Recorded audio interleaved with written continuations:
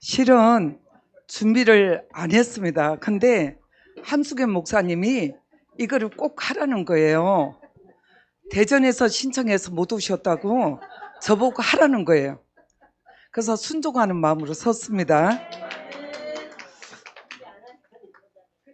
네, 진짜 못 봤어요.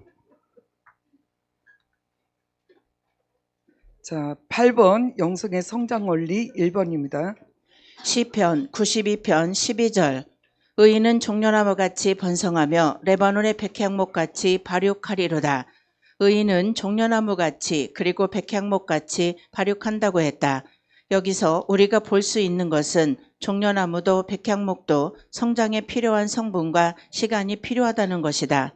사람들은 정말로 성질들이 급하다. 그래서 성장에 필요한 원리와 과정을 소홀히 하는 경향이 있다. 오늘은 영성 성장 원리에 대해서 설명하고 이 원리를 적용하는 시간을 가져보겠습니다. 아멘. 자, 영성의 성장 원리. 그래서 우리가 믿는 사람들이 가장 소원하는 것들이 뭡니까? 성장이에요. 성장. 그래서 우리가 에스겔 말씀에 보면은 발목 신앙, 무릎 신앙, 가슴 신앙, 창이란 은혜 단계까지 갑니다. 그래서 우리가 이 영성을 어떻게 성장할 것인가. 저도 부흥 강사님을 굉장히 사모했었습니다. 실은.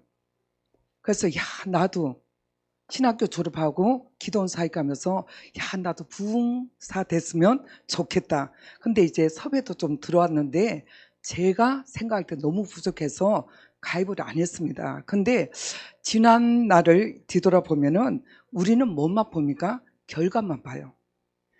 부흥 강사 대단해. 나도 저희 이름을 좀 날렸으면 좋겠다. 이런 마음들이 다 가지고 있을 것입니다. 근데 중요한 거는 그것이 아니더라고요. 왜? 부흥 강사님들이 얼마나 고생 많이 했어요. 산 위에 올라가 소나무를 뽑을 정도로. 그죠? 기도도 몇 시간씩 밤새도록 기도하고. 근데 그분들이 고생들이 굉장히 많았어요. 근데 우리는 결과만 보지 가정은 보지 않습니다. 그리고 이번에 부활절을 통해서 제가 느낀 것이 바로 뭐냐면은 우리 민경란 사모님이 고난은 죽음이잖아요. 그죠? 근데 죽음들은 반드시 뭐가 있습니까? 부활이 있어요. 그리고 생명이 있고 축복이 있습니다. 고난의 긴 터널을 우리가 거치지 아니하고서는 발전이 없습니다. 저도 참으로 많은 훈련과 연단을 많이 받았습니다. 그럼에도 불구하고 처음에는 원망 많이 했어요. 주님 앞에. 그리고 작년에 사고로 또 남편이 가셨잖아요. 한 3개월 동안 원망 많이 했습니다. 그러다가 하나님 뜻을 이제 발견했습니다. 발견해가지고 왜 하나님이 그러면서도 순간순간 뭐가 나요? 절망도 되기도 하고 때로는 아픔도 있고 때로는 생각만 해도 마음이 너무 아픈 거예요. 그러다가 시간이 지나고 기도하다 보니까 하나님 뜻이 무엇인가를 제가 발견했습니다. 그래서 이제 남은 삶은 하나님 굵고 짧게 이제 저도 나이가 있잖아요. 그래서 이제는 하나님 짧은 시간 동안에 어떻게 한 복음을 전파할 것인가, 정말 영혼군에서 내가 어떻게 쓰임 받을 것이고 하나님은 앞으로 내 갈 길이 무엇인가 이거를 자꾸 주님 앞에 기도하고 있습니다. 그런데 이제는 뭐예요? 내가 이렇게 살면 안 되지. 이런 각오도 있고 결단이 있습니다. 그래서 우리가 부활절을 맞이해서 우리는 죽음이 아닙니다. 그리고 고난은 잠깐이에요. 이 고난의 터널을 통해서 우리를 만들어 가는 거예요. 그래서 저는 요한복음 15장 말씀 보면은 예수님 포도나무요, 그 아버지는 농부고 우리는 가지죠. 근데 그 아버지나 포도나무 대신 예수님이 우리에게 뭘 치는 거예요? 가지를 계속 칩니다. 가지. 근데 이 가지를 치면 어때요? 아파요. 고통스러워요. 그리고 괴롭습니다. 근데 이 가지를 전지를 잘 해주고 나면은 그 속에서 뭐가 나오는 거예요? 깨끗하면서 열매가 맺습니다. 그래서 저와 여러분들도 여러분 생략하겠습니다. 교회에서 습관이 돼가지고. 그래서 지금은 너무 감사해요. 왜? 전에는 분이 나가 너무 많았습니다. 왜? 근데 저는 착하고 그래서 훈련을 덜 받을 줄 알았어요.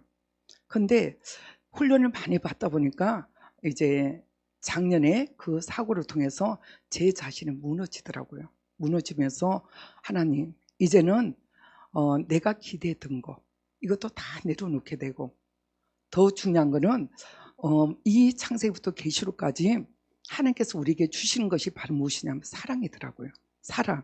근데 내 안에 사랑이 없어요. 근데 우리는 사랑이 있는 줄 알잖아요. 근데 사랑은 모든 것을 덮고 모든 것을 믿고 모든 것을 바라죠.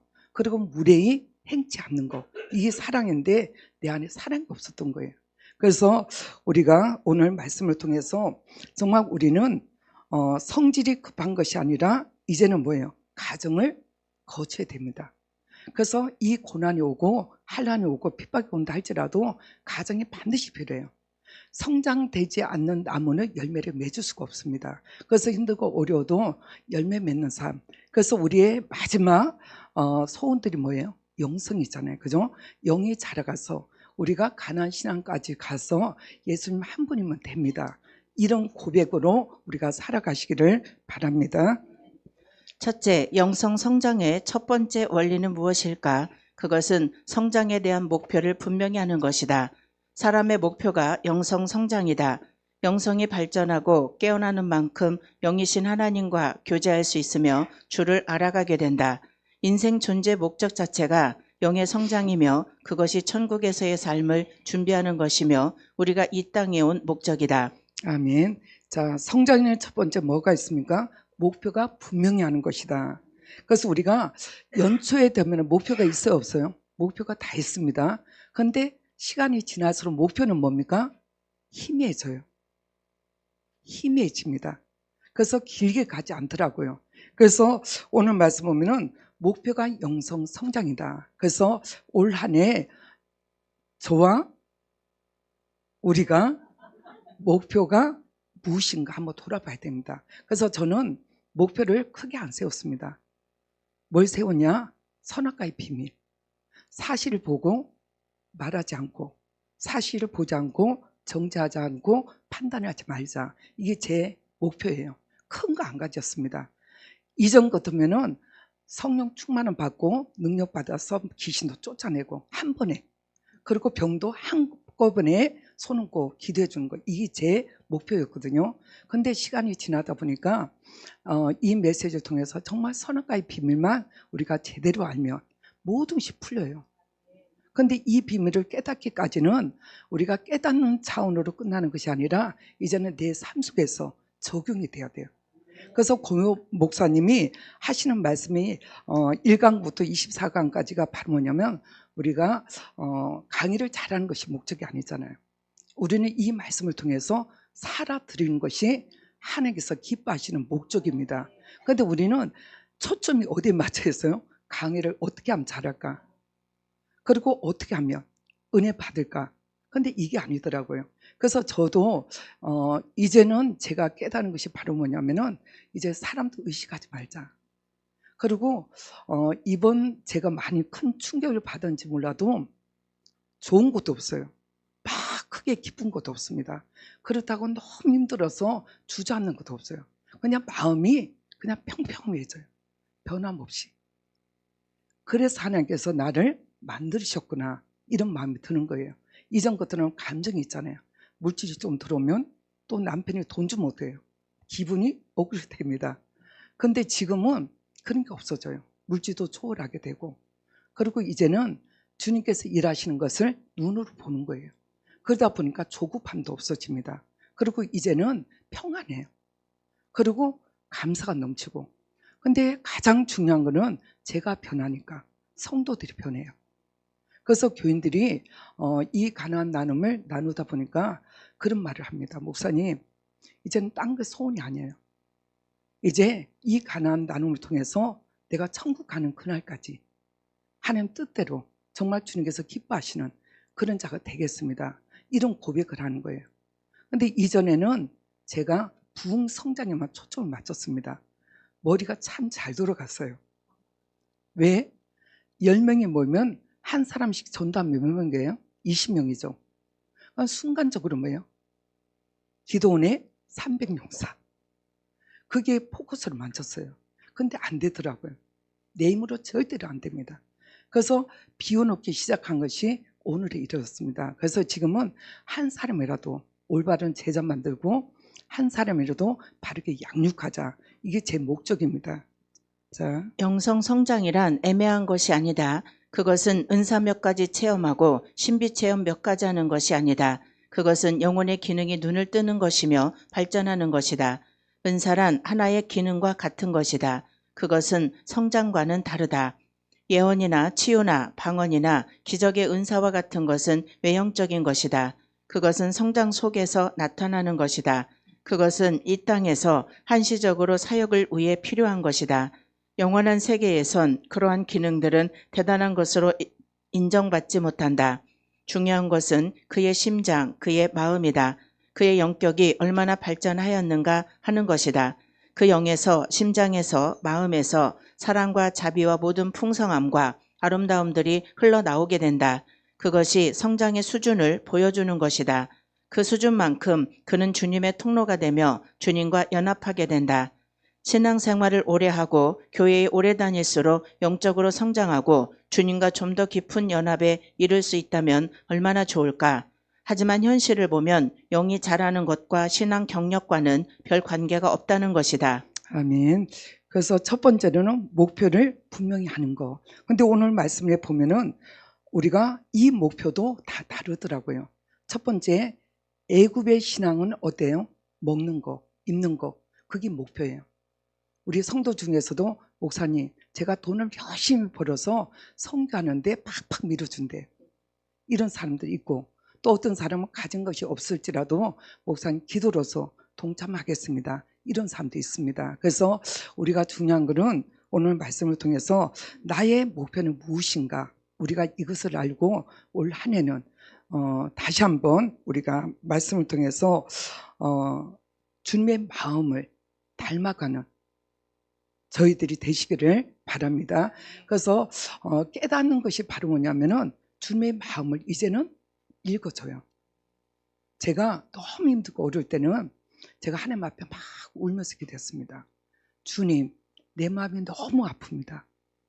그런데 이 마음이 주님께서 그 사랑하는 제자 베드로, 가룟 유다, 예수님 배반했잖아요. 그리고 베드로도 예수님을 3번씩이나 부인했습니다. 그 떠나갈 때 마음, 그 마음이 얼마나 아프셨습니까? 이 마음이 이제 읽어지는 거예요. 그래서 주님, 너무 괴로워요. 너무 힘들어요. 그럼 또 주님이 위로해 주셔요. 나도 힘들었단다. 그러면서 주님이 위로해 주십니다. 그러면 그게 또 녹아서 또 제 마음이 또 열어지더라고요. 그래서 우리는 정말 주님의 마음, 그래서 우리가 때로는 주변을 통해서 힘들고 어려운 사람이 많이 있다 할지라도 우리는 목표를 가지고 땅의 소망이 아니라 하늘의 소망을 가지고 우리가 믿음으로 전진하시기를 바랍니다. 두 번째, 영성 성장의 두 번째 원리는 무엇일까? 그것은 간절함이다. 하나님의 말씀으로 순종하기 위해서 살아온 지난 시간들을 돌아보면 참으로 간절한 마음으로 이 말씀에 순종하기 위해 필사의 노력과 인내 그리고 한결같은 마음으로 걸어왔던 것을 볼 수 있습니다. 우리에게는 간절함이 필요하다. 이 간절함이 두 번째 영성 성장의 중요한 원리가 된다. 아멘. 첫 번째로는 목표를 정하는 것이다. 그래서 목표를 우리가 전도든지 말씀이든지 기도든지 우리가 돌파가 돼야 돼요. 그리고 두 번째로는 간절함입니다. 제가 제 의견으로는 그렇습니다. 진짜 힘들고 어려울 때는 간절함이 있었어요. 근데 어느 날인가 간절함이 식어지더라고요. 그래서 지금은 주님 앞에 기도합니다. 하나님 초심을 잃어버리지 않도록. 초심 때는 어떻게 했어요? 우리가 간절함이 있었어요. 너무 힘들고 어려울 때는 주위에 아무도 안 보였습니다. 오직 누구만 보였어요? 예수만 보였습니다. 근데 지금은 좀 풍요로워졌어요. 네. 그래서 우리가 온전한 마음으로 간절한 마음으로 우리가 주님을 쫓아가는 저희들이 되시기를 바랍니다. 세 번째 원리는 무엇일까? 그것은 꾸준함이다. 간절함과 꾸준함을 동시에 갖고 있는 이들을 보는 것은 너무나 힘들다. 그것은 왜 그럴까? 이는 자연의 법칙이 간절함과 꾸준함은 동시에 공존하는 것이 힘들기 때문이다.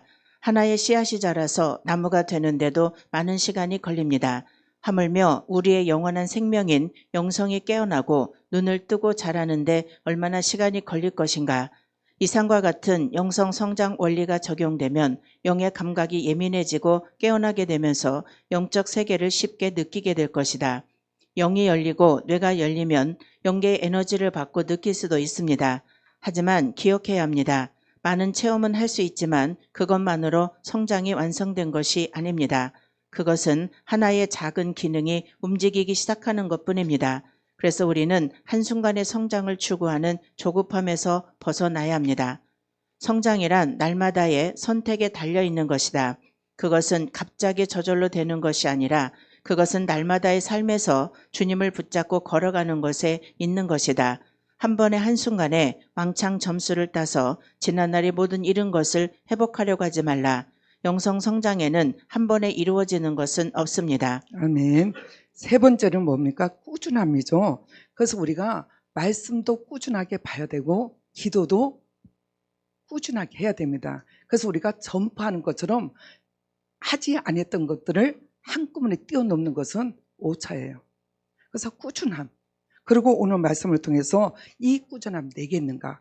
그래서 우리가 말씀과 기도와 우리가 순종이 될 때 우리 영적인 성장이 이루어집니다. 그래서 가장 중요한 것은 영성 성장 원리가 적용되면 영의 감각이 예민해지고 깨어나게 되면서 영적 세계를 쉽게 느끼게 될 것입니다. 그래서 우리가 영적인 성장에서 원리에서 조급함은 버려야 됩니다. 한 단계 한 단계 우리는 올라가야 되는 거예요. 그래서 이 한 단계 한 단계 지나가면서 우리가 비우고 벗어버리고 우리가 끊을 것은 끊어버리면 주님께서 반드시 우리를 통해서 일을 하실 것입니다. 우리는 모두 날마다 십자가를 기쁘게 지고 그 속에서 조금씩 주를 선택합니다. 감사를 선택하고 사랑을 선택하고 아름다움을 선택한다.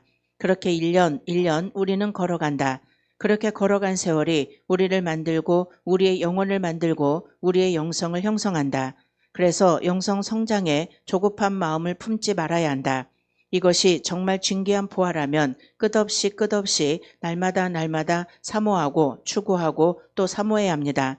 그렇게 하루하루 순종하다 보면 우리들은 도달할 수 있을 것입니다. 그리고 우리가 가는 길이 처음엔 어렵게 느껴져도 가면 갈수록 그 길이 어렵지 않고 재미있으며 즐겁고 행복한 길이 되는 것을 느낄 수 있을 것입니다. 아멘. 그래서 영성 성장에서 가장 중요한 것은 날마다 십자가를 지고 주님을 쫓아가는 거. 그래서 자기 부인이 굉장히 중요합니다. 나를 부인할 때 우리가 그 영이 우리 속에 거할 것입니다. 그래서 더 중요한 것은 날마다 우리는 내 자신을 점검해야 되는 거예요. 그래서 아침에 일어나서 기도하면서 저녁에 우리가 기도하면서 내 자신을 보는 모습. 그래서 저도 회개를 참 많이 해요. 왜? 선악과를 안 따먹는다 하면서도 순식간에 또 따먹어져요. 제 나름대로 판단하고 속에서 정죄하고. 그래서 이런 것들을 올 한 해는 좀 인간과의 관계에서 좀 끊자. 그리고 좀 절제하자. 그래서 우리가 가장 전화를 핸드폰을 많이 하잖아요. 그래서 이거를 점차적으로 제가 줄이고 있습니다. 왜? 말을 하다 보면은 나와요. 그래서 우리 고 목사님 말씀했던 것처럼 근 기간은 아니더라도 짧은 기간 동안 나를 훈련시키자. 그래서 오늘 세 가지 목표를 정하고 두 번째로는 간절함, 그리고 세 번째는 꾸준함. 이것으로 우리가 성장한다면 영이 반드시 성장할 것입니다. 감사합니다.